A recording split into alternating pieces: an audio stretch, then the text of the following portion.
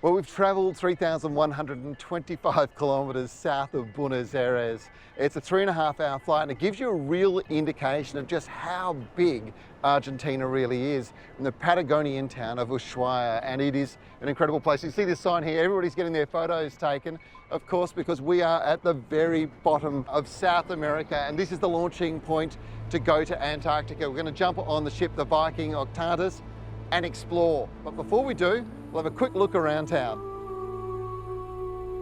Ushuaia, often referred to as the end of the world, is a city unlike any other.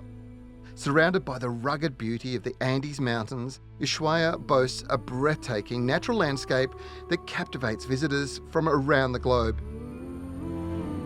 Wander through its colourful streets adorned with quaint cafes and artisan shops, and you'll feel this unique blend of cosmopolitan flair and frontier spirit that defines this very interesting city. Joining me on this journey is David McGonigal, who's been on over 130 expeditions to Antarctica. So he's the full bottle on one of the most remote places on the planet.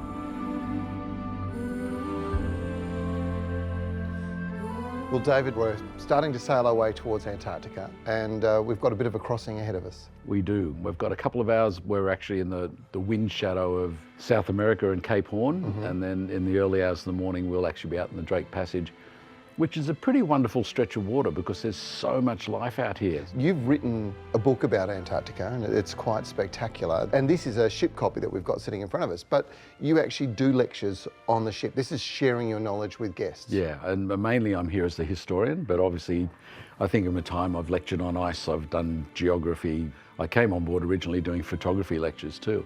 And when you're saying about having the book on board, I love the fact that there isn't actually a library on board. There's just bookshelves everywhere around the ship, like even behind us. Yeah. And this is just an area for people to lounge around in.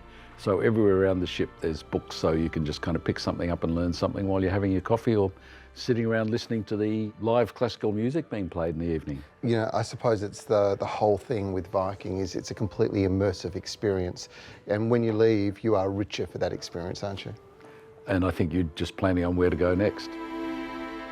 Well, here we go. A little insight into what's coming up over the next few episodes of Explore TV. It's something you do not want to miss.